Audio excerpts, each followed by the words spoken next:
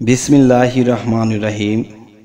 হে জগতবাসী, আজকে আপনাদের সামনে যে আলোচনাটি নিয়ে হাজির হলাম, সে আলোচনাটি হলো, কারো জীবনে যদি এমন কোনো ভয় থাকে যে আপনি কখনো স্ট্রোক হতে পারেন, তাহলে এরকম যদি সমস্যা মনে করেন, তাহলে আমাদের এটিতে নিম্নে লেখা কিছু দেখতে পাচ্ছেন, বা একটু সামনে আর একটু দেখুন, দেখতে পাবেন যে এই আয়াতটি লিখিয়া অবশ্যই আপনি কোন নিয়মে ব্যবহার করবেন সেটা আমি বলে দেব।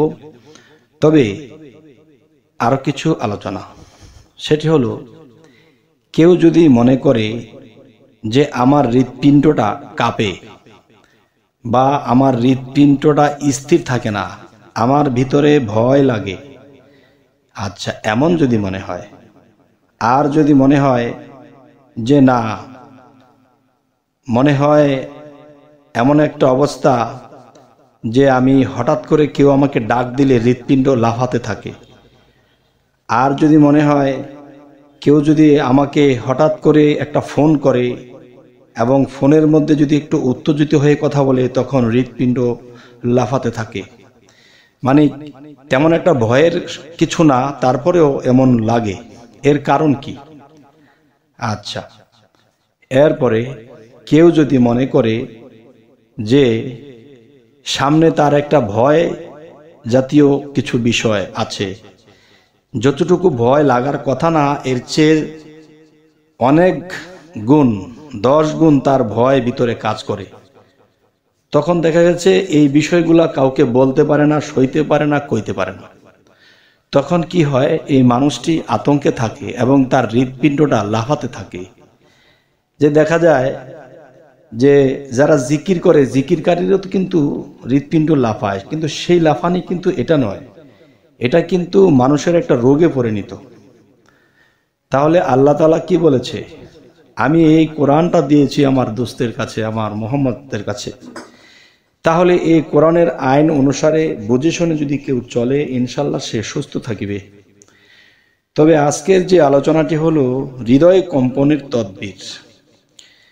যে কারো যদি হার্ট বা হৃদয় বা কাল্প যদি কম্পিত হতে থাকে, তখন আপনি কি কি করবেন? তো কথাটি আমি আবার বলছি, কোনো লোকের হৃদয় কম্পিত হলে বা হৃদয়পিণ্ডে কোনো প্রকার অসুবিধা মনে হলে নিম্নলিখিত আয়াতটি লিখে তাবিজটি বানিয়ে রোগীর গলায় এমনভাবে দিবে যেন তাবিজটি হৃদয়পিণ্ডের উপরে থাকে। তাবিজটি গলায় দিলে এমন সিস্টেমে দিতে হবে যাতে বুকের ডান পাশে না আসে, নিচে না নামে এবং উপরেও না যায়, ঠিক তার হৃৎপিণ্ডটা যে বরাবর, ঠিক সেখানে আপনার এই কবজটা রাখতে হবে। তখন দেখা যায় আল্লাহর ফজলে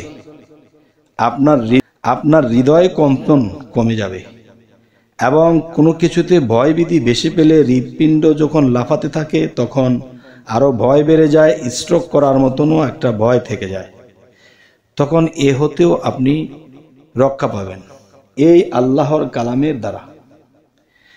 তবে হে জগতবাসী, আমাদের এই চ্যানেলটির নাম হলো, একটি চ্যানেল আছে বিপদ মুক্তির পথ। আমাদের এই চ্যানেলটি আপনাদের সামনে কেন পৌঁছাইলাম, যে আল্লাহ কিন্তু একটা কথা বলেছে, মানব সেবাই পরম ধর্ম। কেউ মানব সেবা করতেছে, দেখা যায় মানুষের রোগের চিকিৎসা করলেও মানবের সেবা হয়। কেউ মানুষকে, দুস্থ মানুষকে, গরিব লোককে খাওয়াই দিল, কাপড় পরিয়ে দিল, এটাও একটা সেবা হয়। আমার অর্থনীতি নেই, আমি মানুষকে হাতে কাজ করে দিয়েছি, এটাও একটা সেবা হয়। তবে আমি এই সেবাটা বেছে নিয়েছি, ইউটিউবের মাধ্যমে যদি মানুষ উপকার পায় তো আলহামদুলিল্লাহ। তবে সকলে আমার জন্য দোয়া করবেন যেন মানুষের সেবায় কাজে লাগি, এবং আমাদের চ্যানেলটিতে যারা নতুন আছেন অবশ্যই সাবস্ক্রাইব করে নেবেন, পরবর্তীতে যেন আপনাদের কাছে আমরা ভালো আলোচনা নিয়ে আসতে পারি। তো সকলেই ভালো থাকবেন, আল্লাহ হাফিজ।